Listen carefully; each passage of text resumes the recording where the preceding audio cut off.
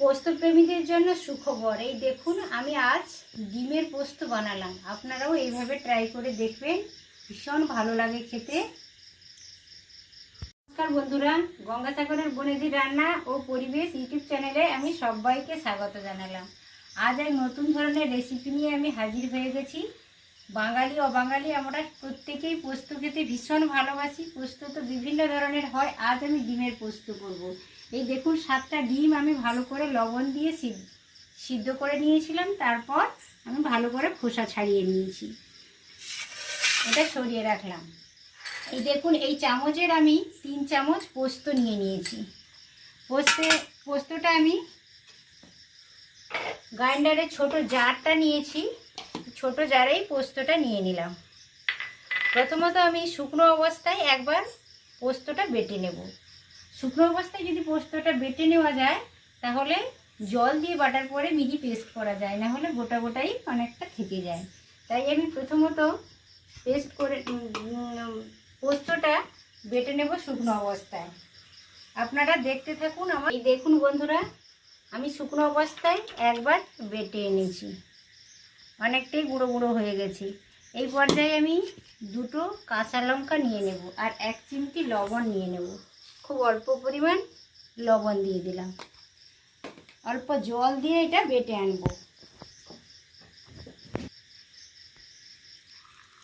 অল্পে পোস্তটা কাঁচা লঙ্কা দিয়ে লবণ দিয়ে বেটে আনব।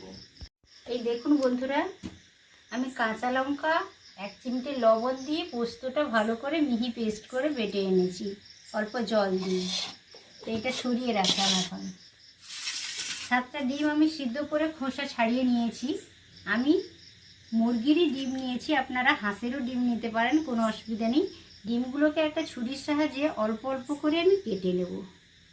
এইভাবে এগুলোকে হালকা করে একটা ছুরির সাহায্যে আমি মাঝ বরাবর চিড়ে নিয়েছি। ডিমটা সরিয়ে রাখলাম। এই তরকারিটা রান্না করার জন্য পোস্ত তো আমরা সবাই খেতে ভালোবাসি, বিভিন্ন ধরনের পোস্ত হয়। আজ আমি ডিমের পোস্ত বানাবো, মানে খুবই একটা মজার রেসিপি বলা যায়। এই রেসিপিটা করার জন্য একটা বড় সাইজের পেঁয়াজ আমি গ্রেট করে নিয়েছি, একটা মাঝারি সাইজের টমেটো আমি গ্রেট করে নিয়েছি। আপনারা চাইলে ছোট ছোট করে কেটেও নিতে পারেন। আর কয়েকটা কাঁচা লঙ্কা নিয়েছি, আর একটা শুকনো লঙ্কা নিয়ে নিয়েছি। আর এই দেখুন, 1 চামচ আমি আদা বাটা নিয়েছি আর অল্প ধনেপাতা ছোট ছোট করে কেটে নিয়েছি। তো সমস্ত কিছু আমার উপকরণ দেখানো হয়ে গেছে। তাহলে চলুন এবার রেসিপিটা শুরু করা যাক।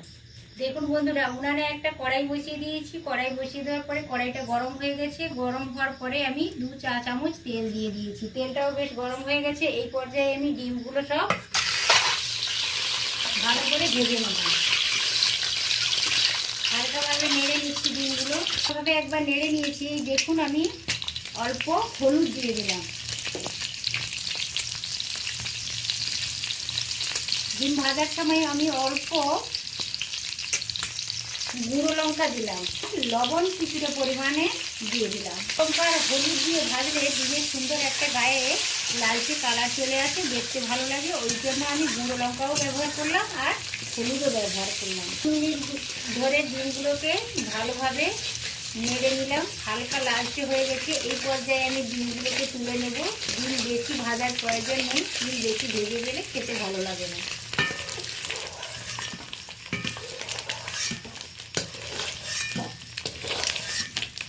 হালকা করে ডিমগুলো আমি ভেজে নিয়েছি। এই পর্যায়ে আমি কড়াইতে ডিম ভাজার পরে কিছুটা পরিমাণ তেল ছিল, তারপরে আরও 1 চা চামচ মতো আমি তেল দিয়ে দিয়েছি। এখন ফোড়নের জন্য আমি একটা শুকনো লঙ্কা দিয়ে দিলাম আর 2টো কাঁচা লঙ্কা গোটাই দিয়ে দিলাম।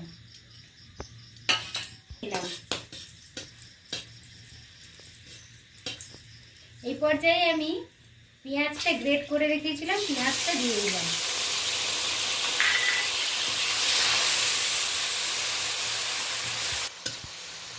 ফোড়নের সাথে আমি গ্রেট করা পেঁয়াজটা দিয়ে ভালো করে নেড়ে নিচ্ছি। এই পর্যায়ে টমেটোর পিউরিটা দিয়ে দিলাম।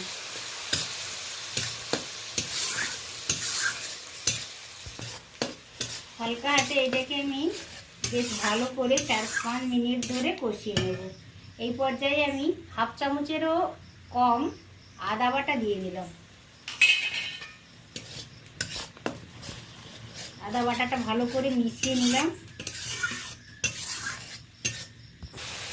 পেঁয়াজ, টমেটো, কাঁচা লঙ্কা ফোড়নের সাথে ভালো করে কষিয়ে নিলাম। দেখুন পেঁয়াজের কাঁচা গন্ধটা চলে গেছে, পেঁয়াজ থেকে তেলও ছেড়ে দিয়েছে। এই পর্যায়ে আমি হলুদ দিয়ে দিলাম। ঝালের জন্য 1/4 চামচ আমি প্লেন লাল লঙ্কার গুঁড়ো দিলাম। বেশি লঙ্কা দেওয়ার প্রয়োজন নেই, কিন্তু লঙ্কাটা আপনাদের নিজেদের পছন্দের বাড়িয়েও নিতে পারেন বা কমিয়েও নিতে পারেন, কোনো অসুবিধে নেই। আমি ভালো করে আরও 2 মিনিট মশলাটা কষিয়ে নেব। মশলা থেকে তেল রিলিজ করেছে, মানে মশলাটা ভালোভাবে কষানো হয়ে গেছে। এই পর্যায়ে আমি পোস্ত, কাঁচা লঙ্কা, 1 চিমটে লবণ দিয়ে বেটে এনেছিলাম, এইটা দিয়ে দিলাম। হালকা আঁচে এটা 2 মিনিট ধরে ভালো করে কষিয়ে নেব। পোস্ত দেওয়ার পর আরও 2 মিনিট আমি ভালো করে কষিয়ে নিলাম। জারটা ধুয়ে এই পর্যায়ে আমি কিছুটা গরম জল অ্যাড করে দিলাম। আপনারা যেইভাবে গ্রেভিটা রাখার প্রয়োজন মনে করবেন সেইভাবে জলটা দিয়ে দেবেন।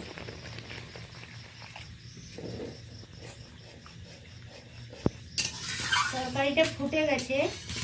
এই পর্যায়ে বন্ধুরা আমি ভেজে রাখা ডিমগুলো আস্তে আস্তে করে দিয়ে দিলাম।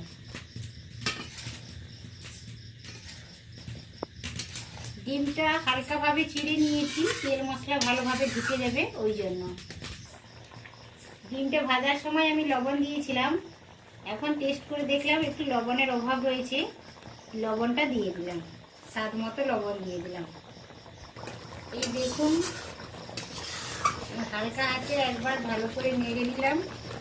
এই পর্যায়ে 3টে কাঁচা লঙ্কা দিয়ে দিলাম। এটা অপশনাল, আপনারা দিতে পারেন নাও পারেন, কোনো অসুবিধে নেই। তরকারিটা প্রায় অনেকটা হয়ে গেছে। তো এই পর্যায়ে আমি দেখুন ধনেপাতা কিছুটা পরিমাণ আমি ছোট ছোট করে কেটে রেখেছি, ওইটাই দিয়ে দেব। ধনেপাতাটা দিলে পোস্তের টেস্টটা বেশ ভালো আসে। ধনেপাতা কাছে থাকলে অবশ্য দেওয়ার চেষ্টা করবেন। পোস্তে কিন্তু গরম মশলা ব্যবহার হয় না, তাহলে পোস্তের টেস্টটা ভালো পাওয়া যায় না। কিছুটা পরিমাণ আমি কাঁচা সরষের তেল পোস্তের উপরে ছড়িয়ে দিলাম। কাঁচা সরষের তেলের ফ্লেভারটা পোস্তে খুবই ভালো আসে। বন্ধুরা এইভাবে ট্রাই করে দেখবেন। তরকারিটা একেবারে কমপ্লিট হয়ে গেছে, ডিমের পোস্তটা। এখন আমি নামিয়ে রাখছি। আপনারা যেভাবে গ্রেভি রাখতে চান সেইভাবে রেখে দেবেন। পোস্ত প্রেমীদের জন্য সুখবর, এই দেখুন আমি আজ ডিমের পোস্ত বানালাম। আপনারাও এইভাবে ট্রাই করে দেখবেন, ভীষণ ভালো লাগে খেতে। দেখুন বন্ধুরা, ডিমের রেসিপিটা আজকের মতো এখানেই আমি শেষ করলাম। ডিমের পোস্ত বানালাম, আপনারাও এইভাবে বানিয়ে খাবেন। সবসময় একই ধরনের ডিমের রান্না খেতে ভালো লাগে না, ওই জন্য একটু ভিন্ন স্বাদের হলে ভালো হয়। তাই আজ আমি ডিমের পোস্ত রান্না করলাম আর সবার সাথে শেয়ার করলাম। বন্ধুরা, আপনারা আমার চ্যানেলকে অবশ্য সাবস্ক্রাইব করবেন এই বিভিন্ন ধরনের ছোটোখাটো ভিডিও পাওয়ার জন্য। আজকের মতো আমি এখানেই শেষ করলাম। আজকের মতো এখানেই শেষ। আবারও দেখা হবে পরের ভিডিওতে পরের কোনো রেসিপির সাথে। তত সময় আপনারা সকলে সুস্থ থাকুন, ভালো থাকুন। নমস্কার।